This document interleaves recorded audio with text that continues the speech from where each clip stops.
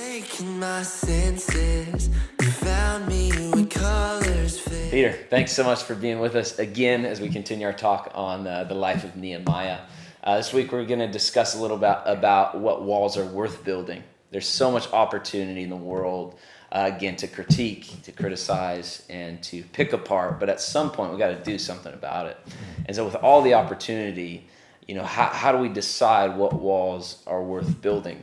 I talk often about this principle of macro versus micro. It's really easy to get caught up in kind of the macro issues of maybe the political climate or society, us as a nation, this sort of macro thing. But I believe that on a micro level, there's a difference we can make day in and day out. Whether it's the people walking through the doors on a Sunday morning, we have micro influence day in and day out, the people that we come face to face with. And we see in Nehemiah chapter 3, as they begin to build the walls, over and over again, it talks about someone who is building a wall directly across the street from their house, which I think is beautiful.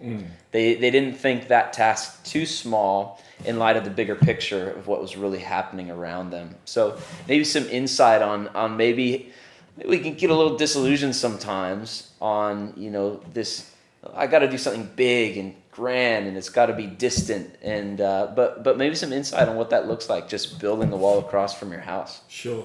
If you're going to have any kind of corporate vision, it has to be owned personally. So, if you've got a corporate vision to reach the lost, then every single person who's part of that church, that community, has to say, well, who's in my world that I can reach? And so it does begin at the micro level. In our vision statement, we talk about winning souls, making disciples, transforming communities, transforming nations. So it goes from the very personal and individual to actually the corporate and the international. But we say to people, just start right there. Start at the personal. Start at the individual level. And it's interesting that how walls in the Bible it's all about creating security for a city, creating security for a company of people. Even Jesus, when he talked about the sheepfold, he said, you've got to come in by the door. Yeah. You can't climb over. Yeah. So those kinds of boundaries, those kinds of limits are there for protection. And Proverbs 25:28 is fascinating. It says, he who has no rule over his spirit is like a city broken down without walls. Yeah. That's really micro. Wow. That's really at the personal level. Yeah. In other words, if you've got no self-control in your life, you're like a city with no defenses. Anybody can get in, anybody can do what they like and wipe the floor with you. So I think as we build personal disciplines, and that's where I think missional disciplines, disciplines that have been around for hundreds of years, as we build those, then we look at, well, what are the corporate disciplines that we do? And so gathering for the purpose of testifying to Jesus. So there's personal testimony, but then there's corporate testimony.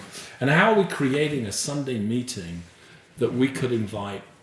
I talk about 5 groups of people: family, friends, work colleagues, neighbors, and acquaintances. And we've all got those different 5 groups of people in our world.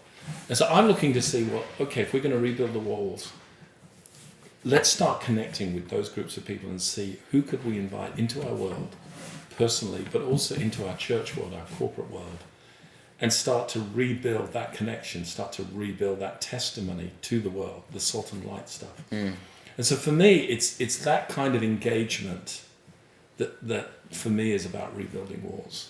Yeah. And again, I think a lot of times we have to think we've got to go to these extreme lengths to make a large difference.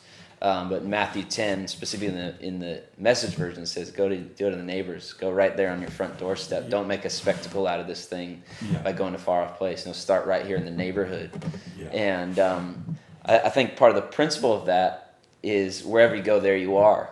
And so if you want to make a difference on a large scale, I think the best thing to do is start with the wall directly in front of you. Yeah, I know loads of people who thought that they could go to a foreign country and do something that they've never done at home. Yeah. And it's a bit of a myth, to be honest. Yeah. And what I love about the way Nehemiah describes it, and I forget which chapter it is, I think it's chapter 3 or chapter 4, but it says, he's describing the different families and it says, and next to him were this family, and then next to him. And so everybody has this allotted assignment and everybody's engaged. Yeah. And you can look down the line and you can see, oh, okay, that family's working there, and there's another family working there. And there's this sense you take personal ownership of what's in front of you, but you're also encouraged when you look down the line, hey, other people are doing this too. That's great. Yeah. So it all works in the context of community. Yeah. Going after it together. Yeah, exactly. Oh, fantastic. Thank you so much. That's going to be a great conversation tonight in our midweeks, and look forward to the rest of the conversation. Cool. Thank you.